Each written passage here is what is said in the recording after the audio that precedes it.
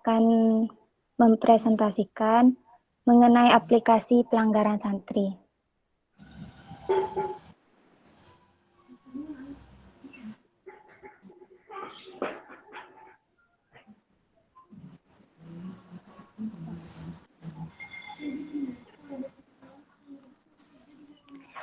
Yang dimana aplikasi pelanggaran santri ini sangat membantu sekali.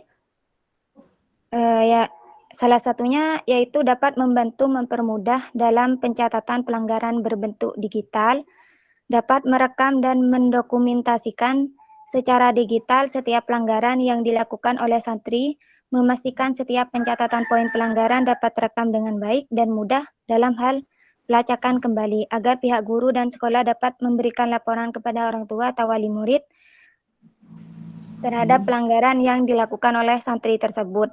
Dapat terhubung situs web perantara Google tanpa bantuan internet. Dengan diterapkannya aplikasi pelanggaran santri, semua pelanggaran yang dilakukan santri bisa termonitor dengan baik.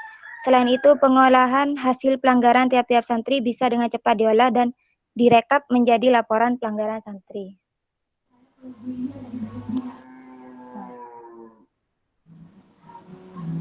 Sejarah pesantren, yang dimana sejarah pesantren itu adalah lembaga pendidikan yang dianggap paling tua di Indonesia. Pesantren memiliki akar sejarah yang sangat jelas. Meskipun terdapat perbedaan, dapat dijelaskan bahwa pesantren didirikan pertama kali oleh Syekh Maulana Malik Ibrahim atau diberi gelar dengan Syekh Maghribi yang berasal dari Gujarat, India, dan beliau merupakan pendiri pesantren pertama kali di Jawa. Adapun menurut pendapat Muhammad Said dan Juminar Afan mengemukakan bahwa pendiri pesantren pertama kali adalah Sunan Ampel dan Raden Rahmat yang mendirikan pesantren di Kembang Kuning, Surabaya. Konsep pondok pesantren. Mastuu 1994 halaman 55 menyatakan, secara istilah pesantren adalah lembaga pendidikan tradisional Islam untuk mempelajari, memahami, mendalami, menghayati, dan mengamalkan ajaran Islam dengan menekankan pentingnya moral keagamaan sebagai pedoman perilaku sehari-hari.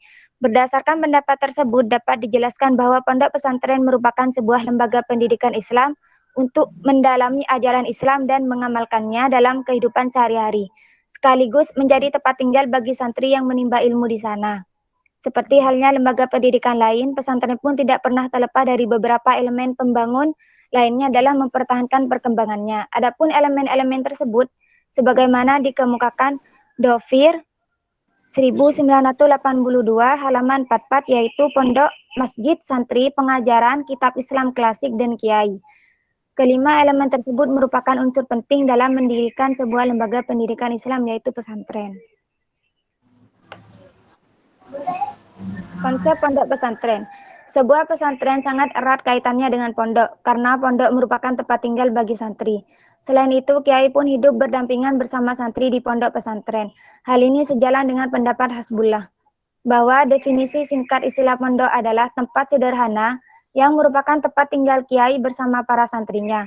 Elemen selanjutnya yaitu masjid. Masjid merupakan elemen penting dalam pembangunan pondok pesantren, karena masjid merupakan tempat untuk melaksanakan ibadah 5 waktu sekaligus menjadi tempat dalam proses pengajaran kitab-kitab Islam klasik. Santri merupakan unsur penting dalam mengembangkan keberhasilan pembangunan pondok pesantren. Menurut Mahardika menyatakan bahwa santri merupakan unsur yang penting sekali dalam perkembangan sebuah pesantren, karena langkah pertama dalam tahap membangun pesantren adalah bahwa harus ada murid yang datang untuk belajar dari seorang alim. Sebuah pesantren sangat erat kaitannya dengan pondok, karena pondok merupakan tempat tinggal bagi santri. Selain itu, kiai pun hidup berdampingan bersama santri di pondok pesantren. Hal ini sejalan dengan pendapat menurut Kamus Besar Bahasa Indonesia tertulis bahwa langgar berarti bertentangan dengan ketentuan yang berlaku. Pelanggaran sendiri maksudnya ialah suatu perkara atau perbuatan yang melanggar norma atau aturan yang bisa dikatakan tindak pidana yang lebih ringan daripada sebuah kejahatan. Aplikasi pelanggaran santri hadir dengan berbagai macam fitur dan mudah diaplikasikan, mulai dari mengelola data jenis pelanggarannya, berapa nilai dari pelanggarannya, dan tindakan apa yang didapatkan oleh santri ketika dia melanggar. Yang dimana di dalam fitur ini terdiri dari dashboard, halaman utama, kategori pelanggaran, list pelanggaran. Untuk data lainnya terdiri dari ustadz, kelas, santri, data pengguna, dan website pengguna. Peraturan di setiap pondok pesantren pasti berbeda-beda, mulai dari jenis pelanggaran dan konsekuensi yang didapatkan ketika santri melanggar peraturan pondok pesantren. Untuk menertibkan dan mendisiplinkan santri ketika berada di pondok pesantren, pastinya membutuhkan yang namanya bagian keamanan. Ketika pondok pesantren mulai berkembang dan banyaknya santri yang terdaftar, tentu saja peraturan akan semakin ditingkatkan. Peraturan yang tadinya hanya sederhana sekarang harus menjadi menyeluruh dan mencakup banyak aspek. Tentu saja hal ini membutuhkan pemikiran, penerapan peraturan tersebut, dan juga membutuhkan perangkat aplikasi yang akan memudahkan kita menjalankan peraturan tersebut. Dalam keadaan jumlah santri yang banyak dan terkadang lokasi pondok juga terpisah-pisah, pasti akan kesulitan memonitoring data pelanggaran santri. Oleh karena itu, kita membutuhkan aplikasi untuk mengkomodir kebutuhan kita di atas. Sebagai pengguna smartphone, Anda tentu sudah tidak asing lagi mengenai istilah aplikasi. Namun, apakah Anda sudah mengetahui apa pengertian aplikasi yang sering digunakan oleh pengguna smartphone tersebut? Jika ditinjau berdasarkan ilmu komputer, aplikasi berupa perangkat lunak atau program komputer. Perangkat lunak atau program komputer tersebut nantinya akan beroperasi pada sistem tertentu yang sengaja dibuat kemudian dikembangkan agar dapat melakukan perintah tersebut yang diinginkan. Perancang dan pengembang aplikasi yang disebut dengan developer akan merancang atau merakit aplikasi mereka yang kemudian menjualnya. Namun begitu, Anda juga bisa mendapatkan berbagai macam aplikasi gratis di store smartphone Anda. Mengenal pengertian aplikasi. Masih lebih dikenal aplikasi adalah perangkat lunak yang menggabungkan beberapa fitur tertentu dengan cara yang dapat diakses oleh pengguna. Ada jutaan aplikasi di App Store dan toko aplikasi Android yang menawarkan layanan aplikasi. Aplikasi sendiri adalah dasar dari ekonomi seluler. Sejak kedatangan iPhone pada 2007 dan App Store pada 2008, aplikasi telah menjadi cara utama pengguna memasuki revolusi ponsel serta cerdas atau smartphone. Selain itu, aplikasi telah membantu menciptakan sejumlah industri multi-miliar dolar. Misalnya, game seluler sekarang menghasilkan pendapatan lebih dari 30 miliar per tahun. Sementara aplikasi dari perusahaan media sosial seperti Facebook secara besaran berkontribusi pada pendapatan miliar dolar mereka setiap kuartal. Peningkatan popularitas besar-besaran ini berdampak langsung pada pengiklan. Penggunaannya yang meluas membuat penggunaan seluler sebagai saluran periklanan utama menjadi semakin penting bagi perusahaan, baik perusahaan menghasilkan bisnis melalui aplikasi atau iklan di perangkat seluler. Aplikasi telah menjadi iklan seluler sebagai industri yang berharga dalam skala global. Di samping itu, aplikasi seluler juga penting karena keserbagunaannya yang bisa membantu banyak kemudahan dalam kehidupan masyarakat.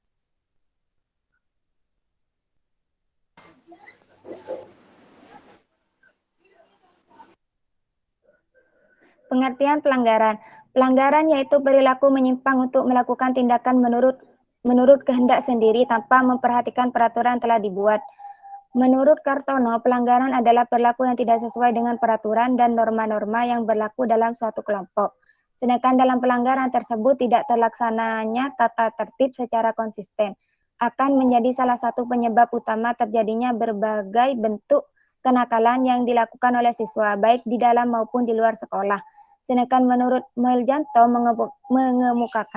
mengemukakan bahwa pelanggaran adalah perbuatan yang bersifat melawan hukumnya baru dapat diketahui setelah ada undang-undang yang menentukan demikian. Jadi dapat ditarik kesimpulan pelanggaran adalah berbagai bentuk pelanggaran tata tertib yang melawan hukum sehingga terdapat peraturan yang menentukan hukuman yang akan diberikan. Fitur aplikasi pelanggaran santri terdiri dari dashboard, kategori pelanggaran, list pelanggaran, ustadz, kelas, santri, pengguna, dan pengaturan website.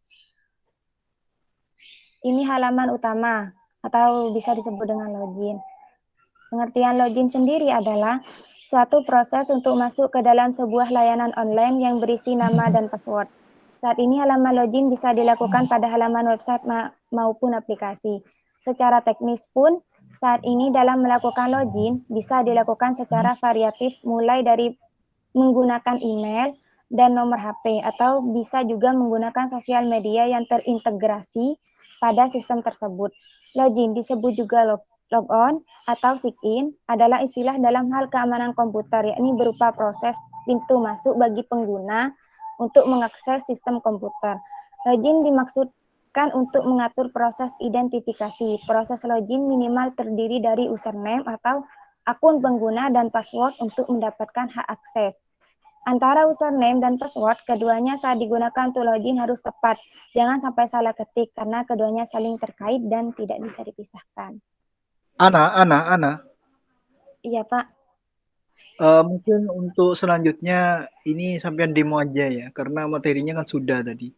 Sampean Oh, demokan aja aplikasi yang sudah sampean bikin tadi. oh ya, Pak.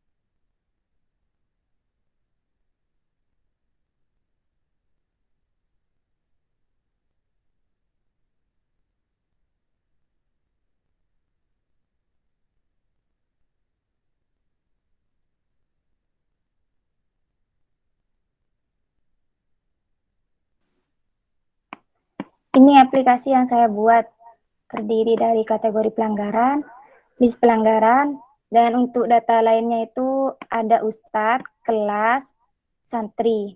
Dan untuk data pengguna terdiri dari pengguna. Dan untuk data website terdiri dari pengaturan website.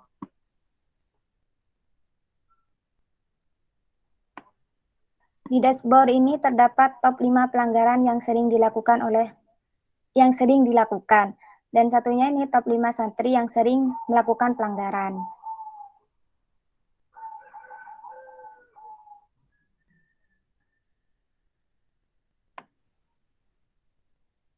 Ini untuk kategori pelanggaran. Jadi kalau misal kita itu mau memasukkan pelanggaran, jadi bisa ditambah kategori pelanggaran. Bisa diedit juga. Kayak misal kita mau nambahin poin dari mencuri.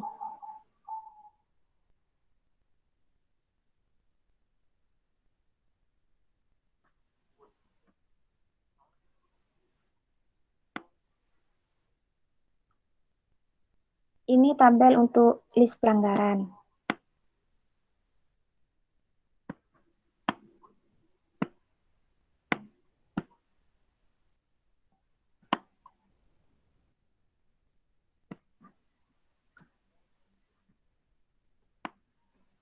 Yang dimana terdapat nama santri, dilaporkan oleh wali santri, tipe pelanggaran, catatan, poin, dan opsi-opsi. Opsi print, edit, hapus. Ini untuk seluruh ustadz. Terdapat nik, nama ustadz, mata pelajaran, dan juga opsi. Tabel untuk seluruh kelas. Terdapat nama kelas, wali kelas, total santri, dan opsi. Dan yang ini untuk tabel santri. Terdapat NISN santri, nama, kelas, alamat, wali santri, dan juga opsi. Untuk tabel seluruh pengguna terdapat nama, username, level, status, dan opsi.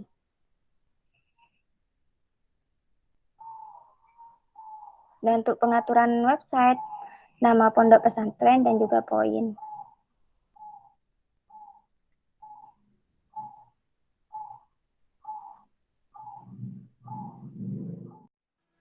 Coba kameranya hidupin aja, kok curiga saya. Jangan ada jokinya itu di belakang itu. Enggak. Yang mana, nah? Jadi kalau di PI itu kan ada controller, ada model, ada view. Iya, iya Pak. Mengambil kategori itu di mana letaknya sampean? Kode query-nya itu di mana?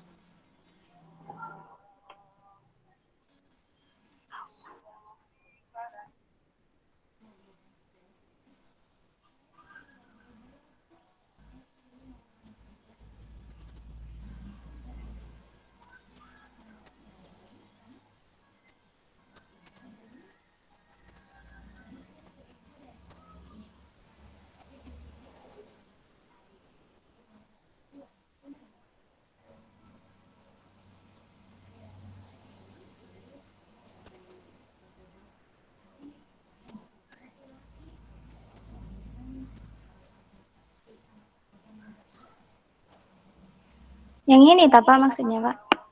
Query itu yang ini Pak. Bukan. Sampean tahu fungsinya controller itu apa, model apa, view apa? Iya, Kalau controller. apa fungsinya? Menghubungkan komponen model sama view. View. Model fungsinya apa? Model berhubungan langsung ke database. Berarti yang saya tanyakan ada di mana?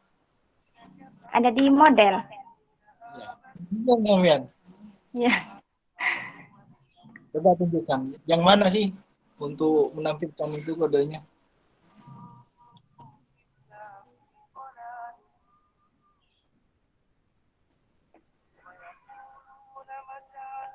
Ini Pak.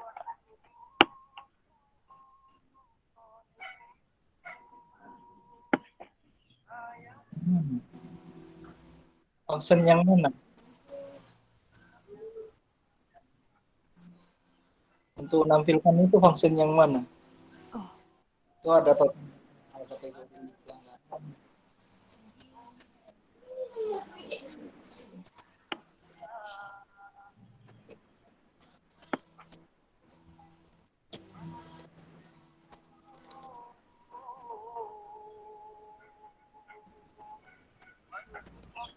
Yang mana, nah? Yang ini Pak, tipe pelanggaran ini ya. Iya, fungsinya yang mana untuk memunculkan itu?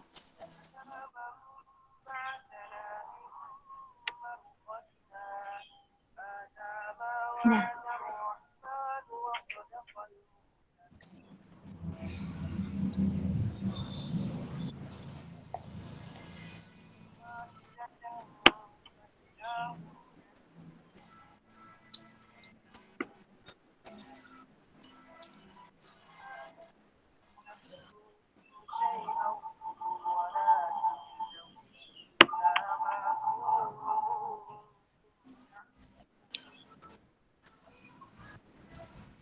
Function yang ini Pak.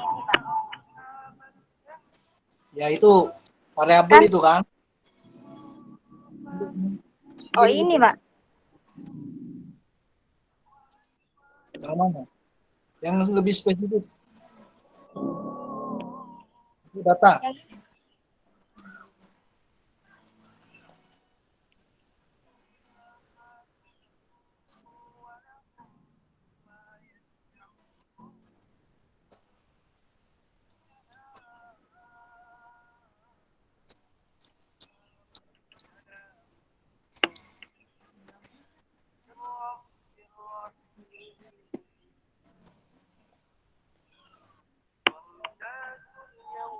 Untuk menampilkan data itu.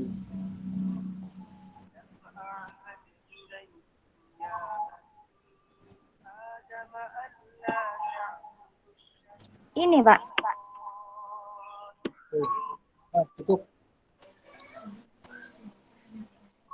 Ya, cukup.